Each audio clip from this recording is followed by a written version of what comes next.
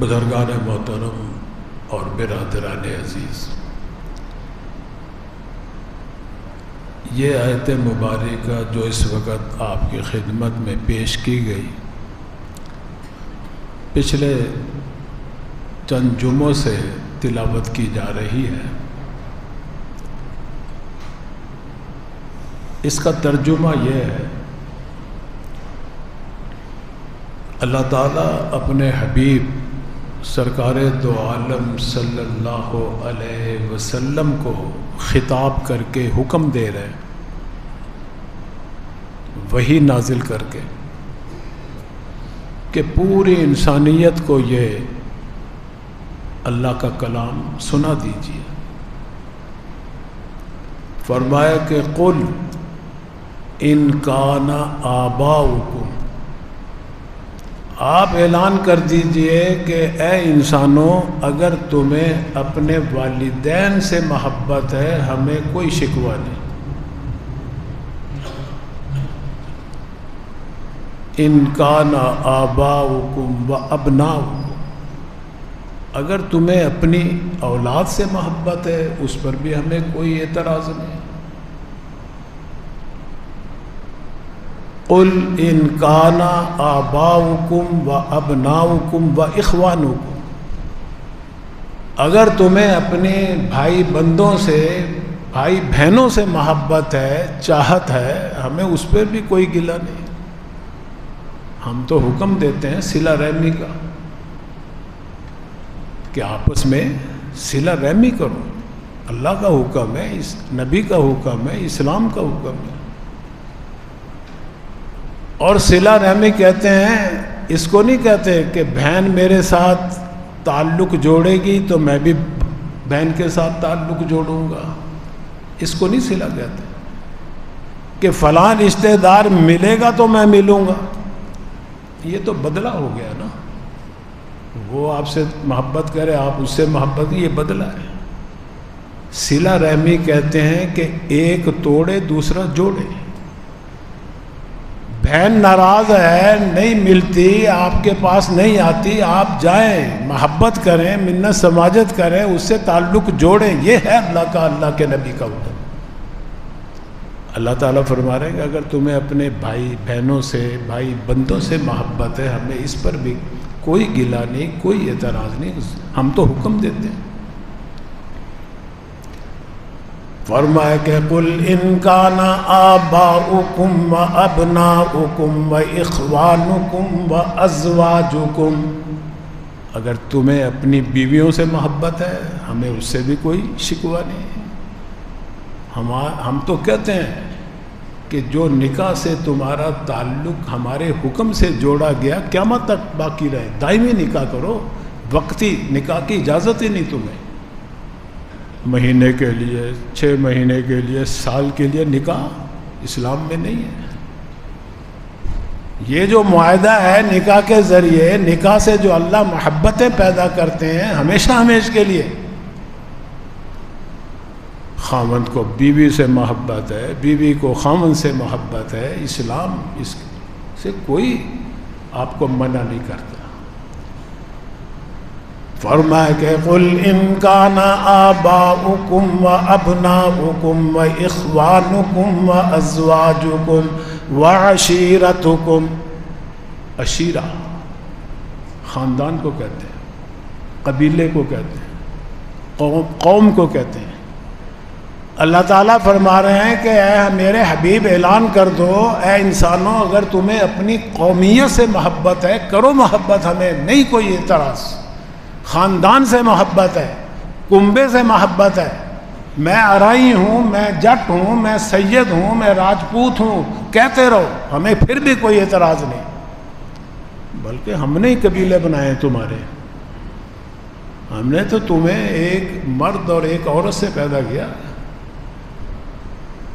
پھر بعد میں ہم نے قبیلے بنا دیے، خاندان بنا دیے، تاکہ ایک دوسرے کی پہچان رہے تمہیں۔ فرمایا کہ یا ایھا الناس انا خلقناکم من ذکر و انثی وجعلناکم شعوبا وقبائل لتعارفوا، آپس میں پہچان کے لیے بنائے ہیں قبیلے، ہم نے بنائے ہیں۔ اور بھئی اگر تم میں قومیت سے محبت ہے، اپنی ذات پات سے محبت ہے، ہمیں اس پہ بھی کوئی اعتراض نہیں۔ فرمائے کہ قل ان کان آباؤکم وابناؤکم واخوانکم وازواجکم وعشیرتکم واموال اقترفتموها، اگر تم مال سے محبت کرتے ہو اس کی بھی اجازت ہے تمہیں، وہ مال جو تم جمع کر کے تجوریوں میں بند کر کے رکھتے ہو، اقترفوها واموال اقترفتموها، بینکوں میں جمع کرتے ہو، تم بینک بیلنس بھی بنا لو، ہمیں اس پہ بھی کوئی اعتراض نہیں۔ آگے پھر فرمایا کہ وَتِجَارَةٌ تَخْشَوْنَ كَسَادَهَا، یہ تجارت، ہر تجارت نہیں، اللہ نے ایک قید بھی لگائی ہے، وہ تجارت جس میں تمہیں نفع نقصان دونوں کا امکان ہو، گھاٹے کا بھی تمہیں اندیشہ ہو، اس تجارت کی اجازت ہے۔ وہ تجارت حلال تجارت ہے، حلال تجارت کی حلال بیع، حل اللہ البیع وحرم الربا، بیع کو اللہ نے حلال کیا ہے، سود کو حرام کیا ہے۔ تم صبح سے لے کے شام تک، شام سے لے کے صبح تک تجارت کرتے رہو، ہمیں کوئی اعتراض نہیں۔ فرمایا کہ وَتِجَارَةٌ تَخْشَوْنَ كَسَادَهَا وَمَسَاكِنُ تَرْضَوْنَهَا، اگر تم بلند و بالا عمارتیں بناتے ہو، محلات بناتے ہو، ایسی خوبصورت کوٹھیاں بنگلے بناتے ہو دل لبھانے والے، خوش ہوتے ہو تم اس پہ، ترضونہا، ہمیں اس پہ بھی کوئی اعتراض نہیں۔ کیوں؟ اس لیے کہ ہم نے تو محبت رکھی ہے ان چیزوں کی تمہارے اندر، یہ انسان کی فطرت ہے ان سے محبت کرنا، کیسے تم انکار کر سکتے ہو؟ لیکن بھئی اللہ تعالیٰ نے اسی آیت کے اندر آخر میں ان ساری چیزوں کی محبت کا ایک درجہ مقرر کیا، ایک حد مقرر کر دی کہ وہاں تک محبت کرو، اس دائرے سے باہر اگر نکلو گے تو پھر میرے عذاب کا انتظار کرو، میری سزا کا انتظار کرو، میری پکڑ کا انتظار کرو۔ وہ کیا حد ہے؟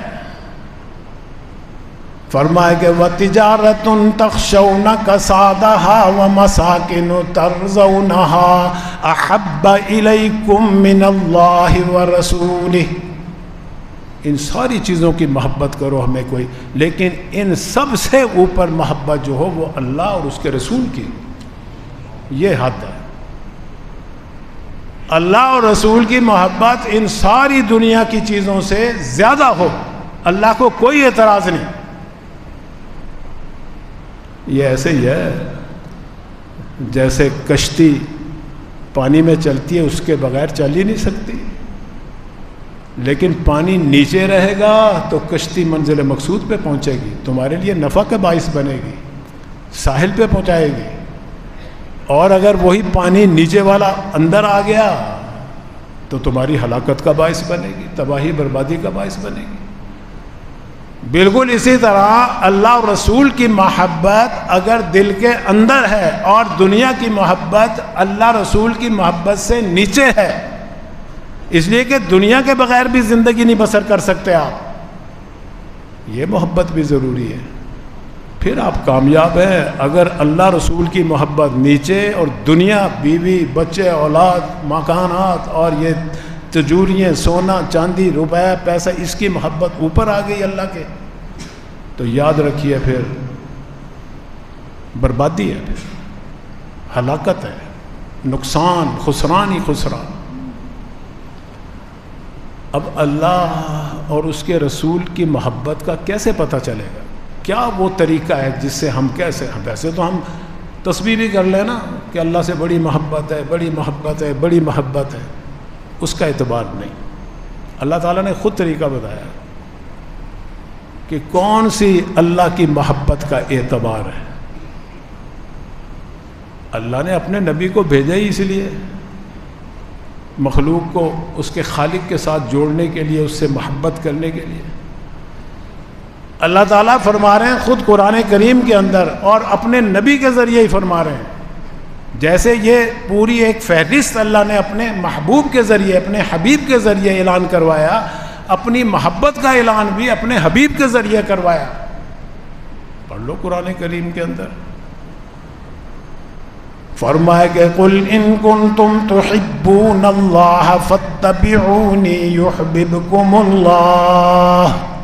اے ہمارے نبی, اے ہمارے حبیب, کہہ دو اگر تم اللہ سے محبت کرنا چاہتے ہو نا تو پھر میری اطاعت کرو, اللہ کے حبیب کی اطاعت کرو, اللہ تم سے محبت کرنے لگے گا.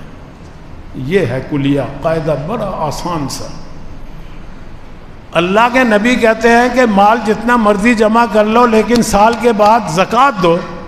اگر تم زکوٰۃ دینے والے ہو تو اللہ کی محبت اوپر, پیسے کی محبت نیچے, اور نہیں زکوٰۃ دیتے تو پھر اللہ کی محبت نیچے, پیسے کی محبت اوپر, پھر تباہی ہے.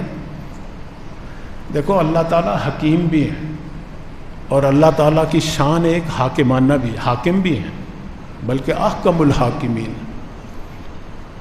اللہ تعالیٰ کی بے شمار شانیں ہیں. حکیمانہ شان کا تقاضا یہ ہے, حکمت کا تقاضا یہ ہے کہ ان چیزوں کی محبت اللہ ہمارے دل میں رکھے, ہمارے خون میں رچ بس جائے. کیوں؟ اس لیے کہ اگر اللہ تعالیٰ ان چیزوں کی, بیوی کی, بچوں کی, اولاد کی, بیٹوں کی, پیسے کی, دنیا کی محبت ہمارے دل میں نہ رکھتے, دنیا کا نظام ہی نہیں چل سکتا تھا. آج کسان جو بیچارہ سارا دن کھیت میں مشقت اٹھاتا ہے, رات کو پانی لگاتا ہے, تاجر سارا دن گاہک کی انتظار کرتا ہے دکان پہ بیٹھ کے, مزدور سارا دن ورکشاپ کے اندر 12 گھنٹے ڈیوٹی دیتا ہے, گاہک گھر سے چلتا ہے, میلوں سفر کر کے بازار میں جا کے چیزیں خریدتا ہے. کیوں؟ کیا وجہ ہے؟ ان چیزوں کی محبت اللہ نے رکھی. یہ حکمت ہے, دنیا کا نظام چلانا تھا اللہ نے. اللہ تعالیٰ نے پھر اور بھی حکمتیں رکھی ہیں بے شمار کہ چلو دنیا کی چیزوں کی ان کی محبت رکھوں میں ان کے دل کے اندر تاکہ ان کی محبت چکھیں, پھر انہیں پتہ چلے کہ دنیا کی محبت جو ہے, دنیا کی چیزوں کے جو ذائقے ہیں یہ تو معمولی ہیں, اصل زندگی تو آخرت کی ہے, اصل نعمتوں آخرت کی ہیں.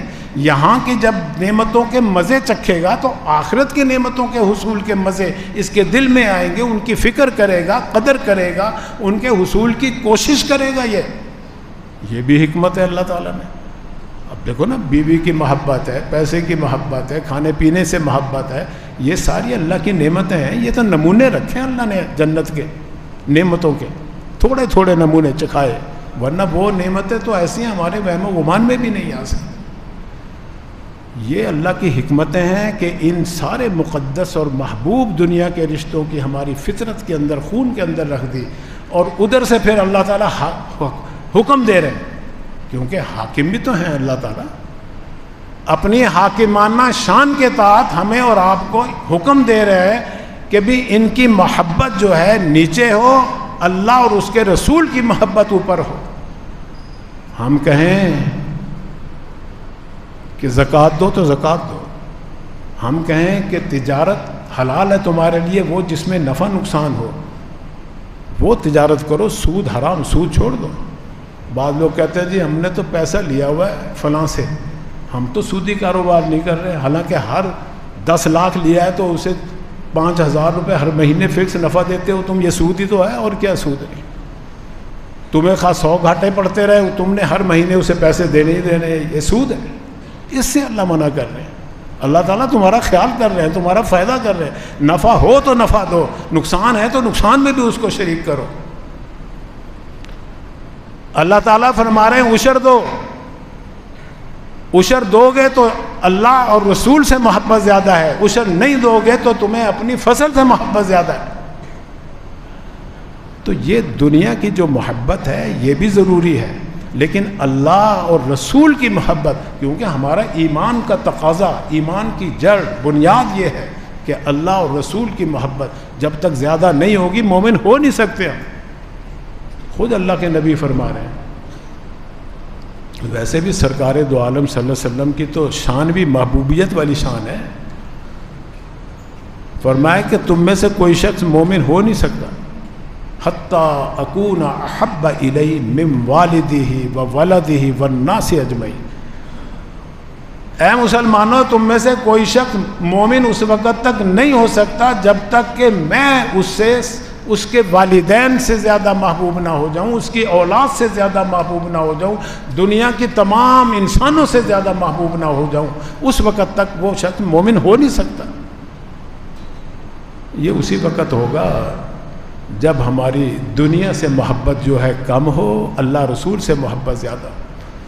جن کی اللہ دیکھو، ہم بڑے بڑے مکان بناتے ہیں، بڑے خوش ہوتے ہیں، لیکن ہم ساری محبت، کیونکہ سارا سرمایہ اسی پہ خرچ کرتے ہیں، نہ زکوٰۃ دیتے ہیں، نہ عشر دیتے ہیں. بنگلے کوٹھیاں ہر سال تیار ہو جاتی ہیں، ہماری تجارت بڑی ترقی کر رہی، فیکٹریاں ہر سال دوسری فیکٹری تیار ہو جاتی ہے، لیکن اللہ رسول کے حکم کو بلا دیتے ہیں. ایسی کوٹھیوں پہ، ایسے بنگلوں پہ، ایسے عالیشان محلوں پہ وہ لوگ جو اللہ کی معرفت رکھتے ہیں یا اللہ کی محبت اوپر رکھتے ہیں، وہ ہمارے ان کوٹھیوں پہ مسکراتے ہیں، ہنستے ہیں، مذاق اڑاتے ہیں ہمارا. اس لیے کہ ایسے بنگلے کوٹھیوں، ایسی دنیا کے لیے اللہ نے حکم دیا ہے قرآن کریم میں، مثال دی اللہ نے.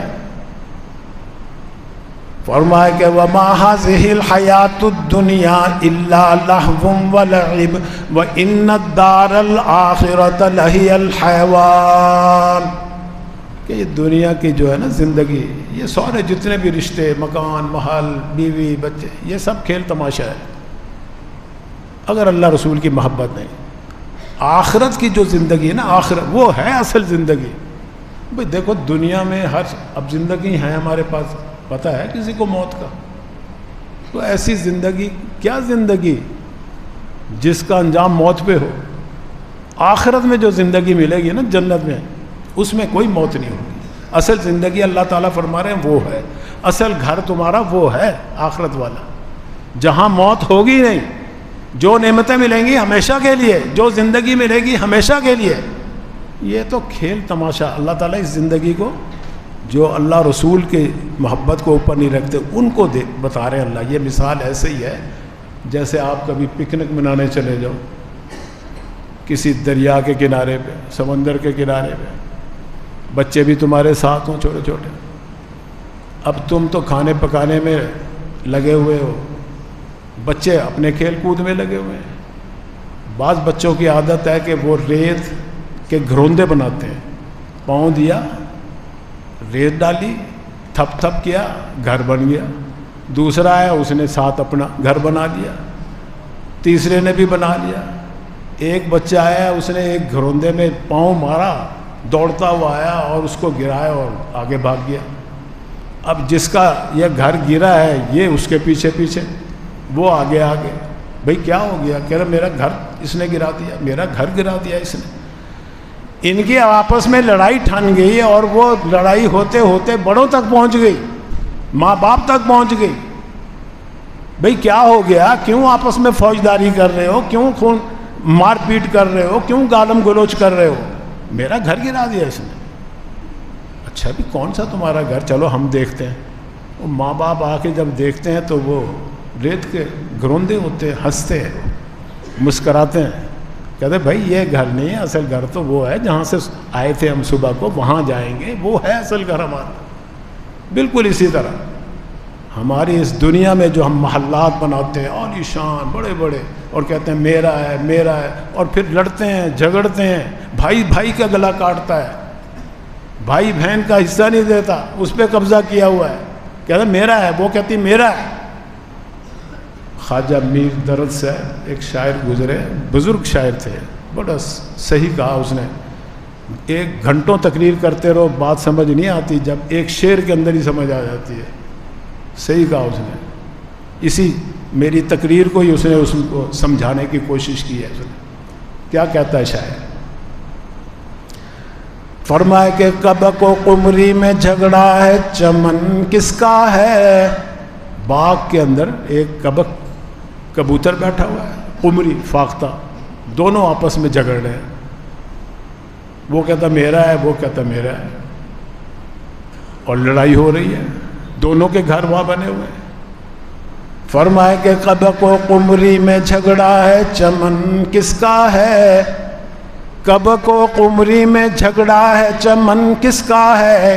کل اجل آ کے بتا دے گی وطن کس کا ہے۔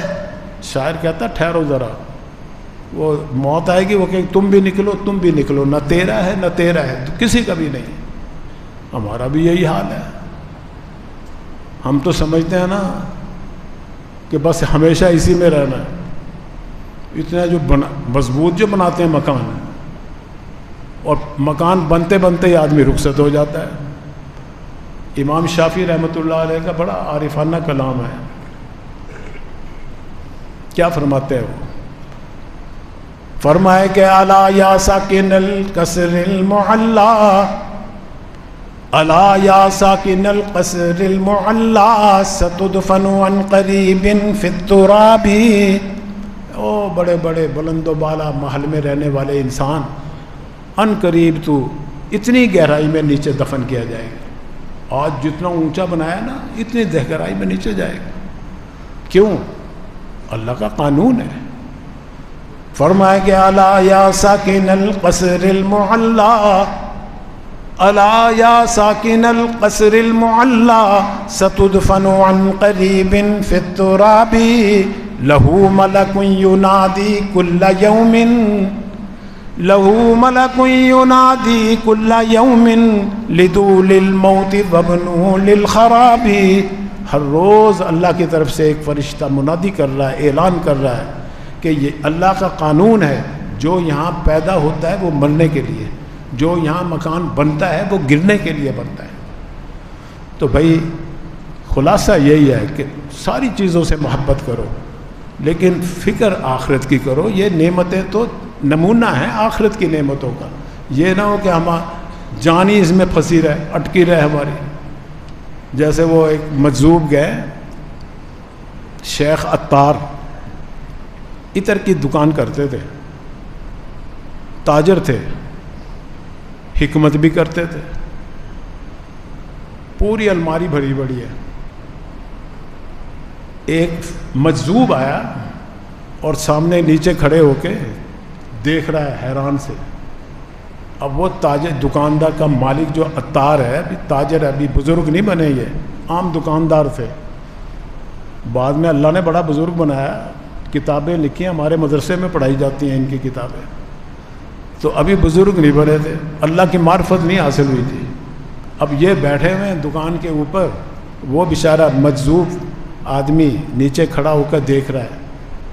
ان کو غصہ آیا کہ کافی دیر سے کھڑا ایسے ہی تاک رہا ہے، جھانک رہا ہے، کوئی نظر نہ لگ جائے میری دکان کو، کیا زور سے اسے کہنے لگے بھی کیوں کھڑے ہو میاں صاحب؟ وہ کہنے لگے بس میں یہ دیکھ رہا ہوں کہ اس میں کیا ہے، اس شیشی میں۔ کہتے ہیں یہ اس میں شربت ہے، اس میں کہتے ہیں اس میں گوزبان کا مربع ہے، اس میں دوا المسک ہے، اس میں فلاں شربت ہے، اس میں لہو کے سپستہ ہیں۔ جو جو پوچھتا رہا وہ بتاتا رہا۔ کوئی لینا بھی ہے تم نے؟ کہتے نہیں لینا لونا نہیں، میں تو یہ سوچ رہا ہوں کہ یہ ساری چپکنے والی چیزیں رکھی ہیں، جان کیسے نکلے گی تیری ان چپکنے والی چیزوں سے؟ اسے بڑا غصہ آیا دکاندار کو، کہتا جیسے تیری جان نکلے گی میری بھی نکل جائے گی۔ اچھا، وہ اسی وقت نیچے لیٹ گیا، چادر جو تھی اپنے اوپر لے لی۔ سچا واقعہ ہے، یہ کوئی افسانہ نہیں ہے۔ اب یہ سمجھے کہ مذاق کر رہے ہیں۔ وہ 2 منٹ 5 منٹ 10 منٹ ہو گئے، اب کچھ فکر ہوئی اس دکاندار کو، بھئی کیا ہے، کوئی یہ تو ہل ہی نہیں رہا۔ نیچے اترے، چادر ہٹائی منہ سے تو اس کی روح پرواز کر گئی تھی۔ بتا دیا کہ دیکھو میری تو ایسے جان نکلے گی۔ بس ایسا ان کو جھٹکا لگا، دل پہ ایسا اثر ہوا اس واقعے سے، بس پھر ساری دکان خیرات کر دی، صدقہ کر دی، اور اللہ ہی اللہ کرنے لگے۔ اب اللہ کی معرفت حاصل ہوئی، پھر جا۔ تو عرض یہ ہے کہ ساری چیزوں سے محبت رکھو تم، جتنے بھی اللہ نے آپ کو مال دیا ہے، دولت دی ہے، اولاد دی ہے، بیوی دی ہے، بچے دیے ہیں، تجارت ہے، زراعت ہے، صنعت ہے، حرفت ہے، سب سے اجازت ہے، لیکن بھی ان سب سے اوپر اللہ کی محبت، اللہ کے رسول کی محبت کا مطلب ہے اللہ کا حکم کیا ہے ان کے بارے میں، اس پہ عمل کرنا، یہ ہے اللہ کی محبت۔ اللہ تعالیٰ ہم سب کو توفیق دے۔ وآخر دعوانا الحمد للہ۔